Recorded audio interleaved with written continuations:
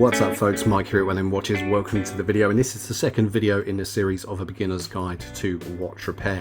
Now in the first video I touched very briefly on the types of screwdriver that you're going to need in order to start up in watch repair, and if you haven't checked out that video then by all means go ahead. I will leave either a link in the description or I'll put an annotation somewhere up on the screen so you can go and check that video out. In this second video we're actually going to touch on what I would consider to be the most essential tool in any form of watch repair, whether you're a beginner or a professional. It doesn't matter. You're definitely going to need a pair of tweezers, or perhaps several pairs of tweezers. Now I know some people might call these forceps, but for the purpose of the video and for what most people will commonly know them to be, we're just going to refer to them as tweezers. Now, tweezers come in many shapes and forms. There are specialist tweezers that only have a single unique purpose, and there are lots of them. I've got a couple here just to show you as examples. We've got a pair of Bergen hand tweezers here. These are to hold hands whilst fitting to a watch or to broach out the hands themselves. This is a special pair of tweezers used to hold gears and wheels whilst they're worked on and can be locked in place with a slide. We have some hairspring cutting tweezers. We have some hairspring holding tweezers. These are really good, but these are quite expensive to buy because of their shape. But these are also really good. Not used every day, but again they come in handy and they fulfill a very specific sort of purpose.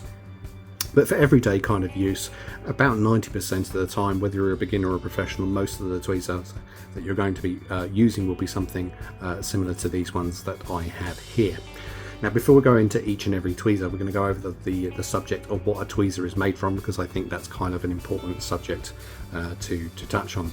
There are basically three types of material when it comes to tweezers. There's a stainless steel, carbon steel kind of tweezer, there's a steel stroke alloy type tweezer, and then of course there is a brass tweezer as well. The difference between all of these tweezers is their properties in terms of not only their hardness or their softness or their ability to dress the tweezer, but also the side effect that tool can have on the movement itself. So for cheaper steels, stainless steels or carbon steels, you'll find that the main problem is going to be that they can easily become magnetized, and therefore if they become magnetized they're going to transfer that magnetism to the movement and therefore cause you problems further down the line. So if possible, if you can avoid any tweezers that are made from cheaper steels, then you should do so and try and go for something that is made of an alloy, because alloys like these Dumont tweezers here, the type of alloy that this is made from makes the tweezers about 95 to 100% anti-magnetic. So if this was to pick up a magnet, for example, these tweezers would not become magnetized, and then I could therefore go and use them on another movement without any fear that the movement is going to become magnetized by the tool that I use.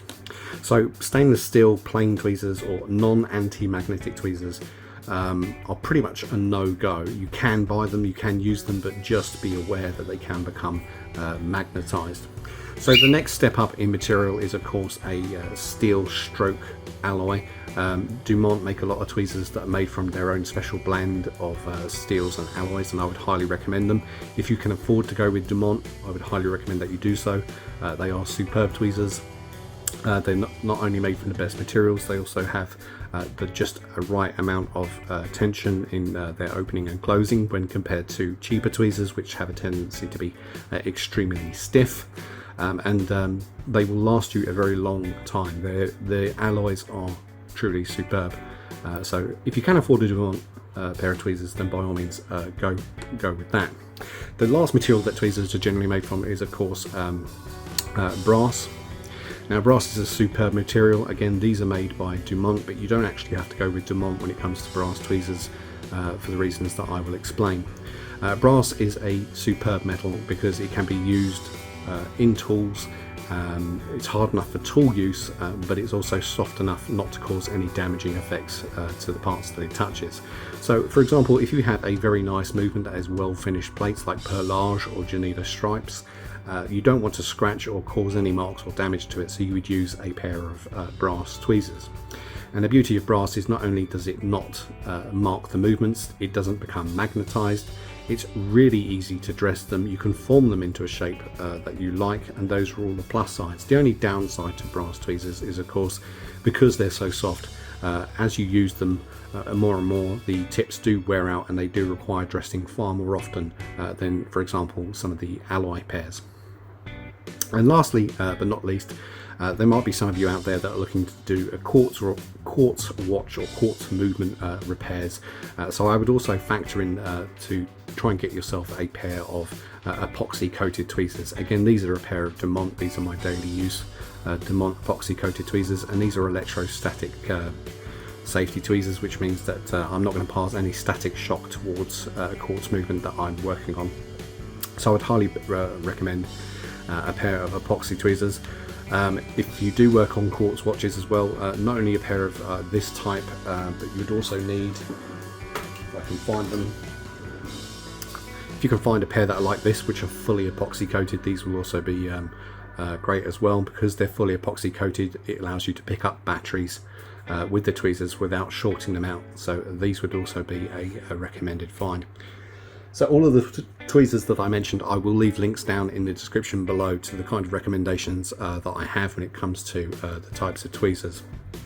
So if you need any information, you want to know what kind of tweezers I'd recommend, then just check any of the links out in the description below. Another material that tweezers can be made from, among many others, can be titanium, boxwood, plastic and carbon fibre, and they all have their unique purpose, but in general use when it comes to watch repair, you kind of want to stick to either a steel alloy or brass for the majority of the time. The other kinds of tweezers, they have very specific purposes, and you kind of learn when you're going to need those kinds of tweezers for those kind of purposes as you progress in watch repair. Now, the types of tips that you're going to need on these tweezers will vary greatly. I have a mix of super fine tips, and I also have broader tips as well. So if we look at this pair is a titanium pair, and they're super fine tips. And titanium again is an anti-magnetic metal, so these are also good. And then we have the brass ones here. They have quite a broad tip. Not sure if it's going to come up on camera.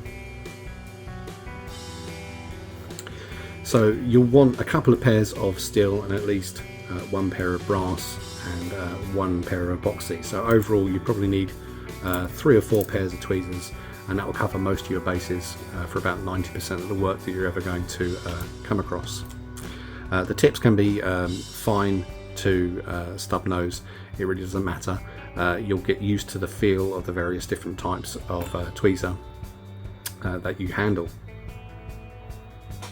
Now, one of the other things to bear in mind when it comes to using tweezers, I'm not going to touch on the subject of how you dress tweezers, that's a subject for another day, but the one thing I will point out when it comes to tweezers is that the finer the point that you use, the more likely it is that the part you're picking up is going to want to fly off into the oblivion. So just be aware that if you're using super fine point tip, or super fine tip tweezers, the parts that you're picking up are going to have the tendency to want to fly off.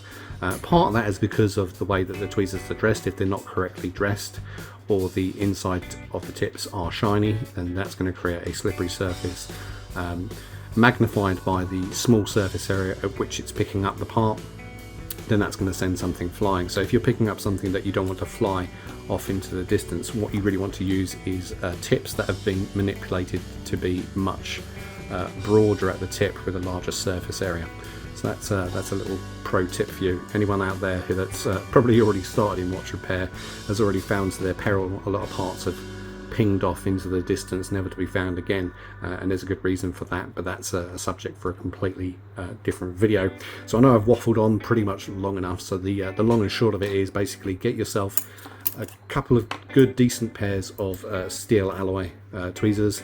Get yourself a pair or 2 of brass tweezers. If you can find them cheap enough, get a couple of pairs and learn how to dress tweezers that way. And last but not least, get yourself a pair of epoxy tweezers, either one of these or one of these style, for any of the quartz watches that you might come across. As I mentioned earlier on, if you can afford to get Demont tweezers, then by all means go ahead. They will pay you back, and when it comes to reselling them, if you give up on watch repair, you'll kind of get a fair amount of your money back when it comes to being able to resell something like a Demont when compared to something like a no-name brand. So that would be my recommendation when starting out in watch repair. And as I said, there will be links in the description down below for any recommendations that I make with regards to the types of tool, and also leave a list of the types of tool that I use as well. So in the next video we're going to cover movement holders, and that'll be an interesting little video too. But until then, take care of yourself guys, and I'll catch you in the next one.